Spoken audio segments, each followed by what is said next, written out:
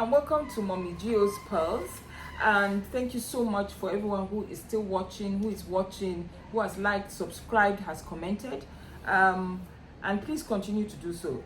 So today I'm talking about faith, which is the spiritual part of us, and why it is important, and the questions to ask yourself in relation to faith. While we talk about the physical person, we feed the physical body, there is the spirit that we can't see, and we are spirit beings, and that is why you can go into a room and say, I feel there's something wrong, or I feel the air is thick with something. That's because we are all spirit, and this is in the atmosphere, and then it's intangible, and that is why it is important for you also to be deliberate about it, even on this your journey.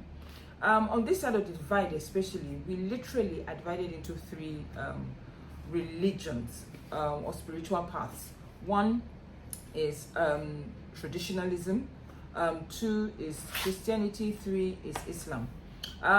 Gradually we are seeing the emergence of the fourth, which is I don't even believe in anything. I don't believe, I just am, so I don't believe. And I dare say that even a belief system of lack of belief is actually belief.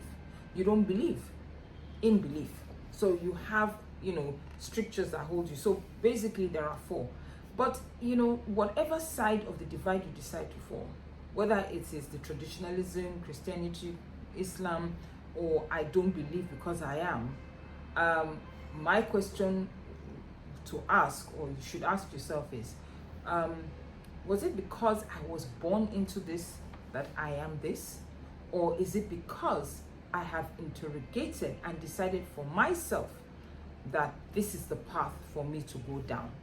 Remember also, when it comes to religion, it is mainly because you were born into it. It was what you saw being done, and you picked up on it and you held it. I mean, I've heard people say, oh, I am a Christian because I was born into a Christian home. I'm a Muslim because I was born into a Muslim home. But it goes beyond that. That's fine. That is the trajectory of your life. Yes, you were born here, but have you interrogated? Have you asked yourself, why? You know what? Why do I believe? Why am I following this path? Read the scriptures, read broadly, read widely. I know that we are super passionate. I don't even know if that's the right word here. Super passionate about religion on this side of the Atlantic, where we don't even mind our business when it comes to how people practice what it is that they want to practice.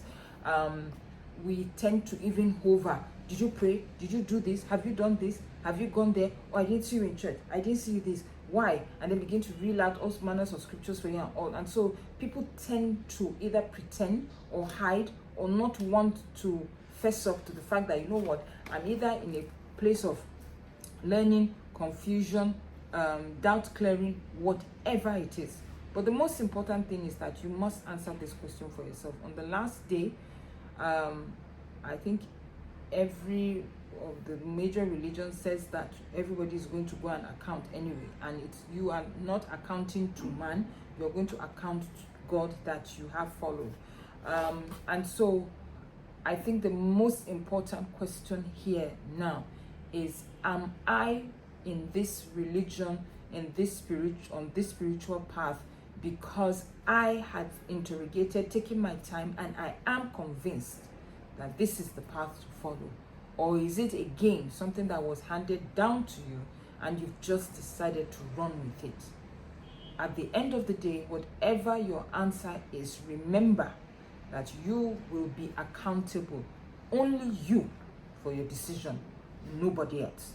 So take your time and find out, why am I following what I am following? Now, this takes me to the issue of the moral code. We all come with a moral code, which is right. We know what is right, what is wrong. However, in recent times, the world is trying to turn it on its head and say that what I think might be right is wrong for you, or what you think is wrong might be right for me. There are certain foundational issues about the moral code. If something is wrong, it's wrong. If something is right, it's right. It's not the issue of it being subjective. While there are exceptions to the rule on some of these issues, like lying, murder. So murder, self-defense. Nobody will tell you that murder is right. Nobody. Lying, somebody will tell you that if you are in a scrape and you need to get out to save your life, it's okay to lie. However, these things are being chipped away and expanded to even embrace other situations that don't necessarily have to do with life issues. The point here is that, for example, stealing, there is nowhere in the world that anybody will tell you that stealing is right, because even the thieves hide because they know what they're doing is wrong. They know.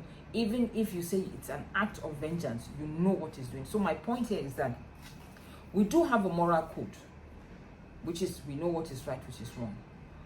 We have people that do not follow a religion, but they are thriving, and that's because there is nature, there is a natural law of the universe, and that takes you to understand that when you decide to follow a certain path, it is more for the salvation, to translate you from this world to the next world. Because there are people who don't believe, and the same sun shines on them, the same rain falls on them, they go to the same market as you, they go to the same offices as you, and they get probably even more successful than you.